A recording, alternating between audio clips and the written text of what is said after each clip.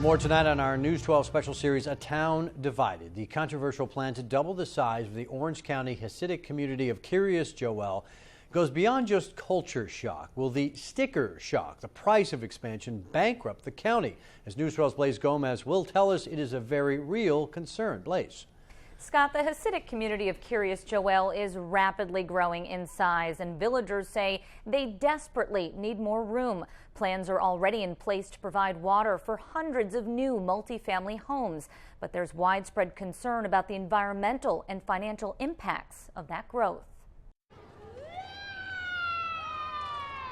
This is an issue that's going to affect every single resident in Orange County. A warning amidst a bitter turf war fueled by a culture clash like no other seen here in Orange County that's divided a town. There's additional space that's needed just to house the people that are just being born. This issue is so hotly charged that I know all the way up to the governor's office, people are watching what's going on here. Watching as the town of Monroe and the ultra-Orthodox community within the Village of Kiryas Joel battle it out for 507 acres of land. I'm fearful. I'm very fearful. Orange County Legislator Mike Anagnostakis says if the plan to double the size of the Hasidic community goes through, county taxpayers will foot the bill, showing us these numbers. One village equaled 29 other areas. To me, that's a little disproportionate. He claims last year, the Village of Kiryas Joel used more social services than 2 cities and dozens of towns and villages in the county combined. The taxpayers are the ones footing the bill for all this. My God, can they afford it? And can they afford the doubling of it or the tripling of it? How is it that 20,000 people are receiving the same benefits as 155,000 people? A question I asked newly elected Republican Orange County Executive Steve Neuhaus. We know that they're a huge user. We know that the 2 top cities, Middletown and Newburgh, are big users. Neuhaus says he can't confirm Anagnostakis' numbers, but that based on the information he has from 2010, county taxpayers paid KJ families the 3rd highest amount of social services, behind the cities of Newburgh and Middletown. It still doesn't make it right. The optimum goal is not to have more use from one community over the other. It's reduced use of all the different types of government. While there are a large number of families that rely on Medicaid, those expenses have to be taken into context with the revenues that come in as well. Kiryas Joel School Superintendent Joel Petlin entered the argument after what he says was an unfair attack by critics on villagers getting assistance during a debate and legal process he feels should have nothing to do with how wealthy or poor a community is. It's an inappropriate argument to say that people that might rely on public assistance would be ineligible for an annexation process. You can't say that only Tuxedo Park, because of the relative wealth there, should be able to annex property, but a poorer community might not be able to have that same right. But the issues and concerns go far deeper than taxpayer pockets. There's allegations of fraud and political distrust about the approval process. The people outside the Kiryas Joel that live in the town of Monroe are concerned, really, how fair will that process be?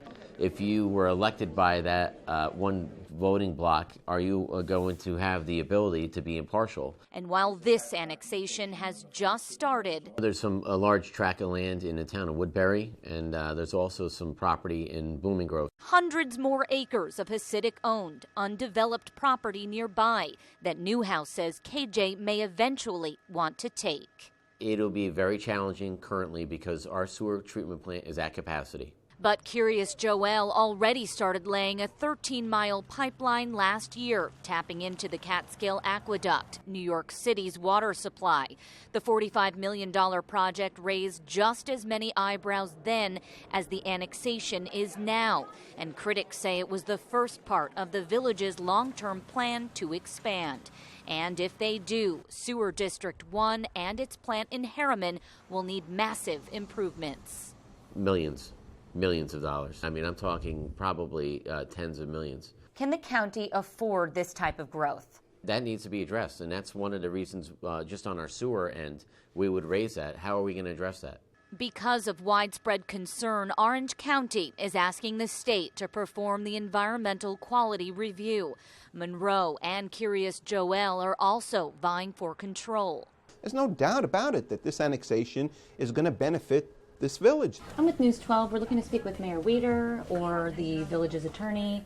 But village leaders have repeatedly ignored our requests for comment, and some feel that should change. I think discussion would go a long way to allay the fears. Not knowing who your neighbors are going to be and what's going to happen to your community and your property values, I think we can have a normal conversation. If we don't have that full conversation, it's only going to get worse.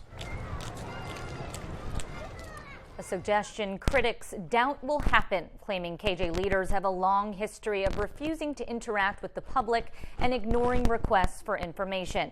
I also have yet to receive a return response from elected officials, and a source there told me the reason is Kiryas Joel leaders feel there's no point in communicating. Scott? Interesting. Well, you'd think there's always a point in communicating. Thanks very much, Blaze. And our News 12 special series on that controversial land deal in Orange County continues tomorrow. At the end of the day, we're going to have to sit down with both sides and try to come up with a compromise. Blaze shows us what's next. Is there hope for a solution in this bitter turf war pitting neighbor against neighbor?